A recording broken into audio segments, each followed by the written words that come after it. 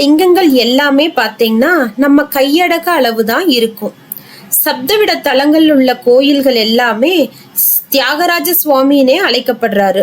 பிரதான மூர்த்தியான தியாகேசரை வணங்கணும் அப்படின்னா திருமண தடை, குழந்தை வரம், கல்வி மேன்மை, வேலை வாய்ப்பு, தொழில் விருத்தி, உத்தியோக உயர்வு, இப்படி எல்லா வரங்களையும் நம்மளுக்கு கொடுத்துட்டு இருக்காரு. அது மட்டும் இல்லாம ஒரு சமயம் சதயகுப்தங்கிற அசுரன் பாத்தீங்கன்னா தேவர்களுக்கு தொந்தரவு கொடுத்துட்டே இருந்தான்.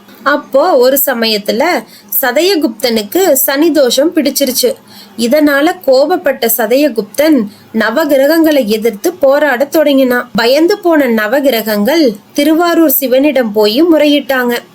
அப்ப பாத்தீங்கன்னா சிவபெருமான் என்னை நாடி வரும் பக்தர்களுக்கு எந்த தொந்தரவும் கொடுக்க கூடாது அப்படிங்கிற நிபந்தனைப்படி நவகிரகங்களை காப்பாற்றினாரு. அதனாலதானா என்னவோ நவகிரகங்கள் இங்க நேர்கோட்டுல சிவனை பார்த்தபடிதான் அமைஞ்சிருக்கும். அது மட்டும் இல்லாம கிரகங்கள் பக்தர்களுக்கு தொல்லை கொடுக்கறதாங்கிறத கண்காணிக்கிறதுக்கு விநாயகர் சிலை ஒன்னையும் கிரகங்களோட சந்நிதியிலேயே அமைச்சிருக்காங்க.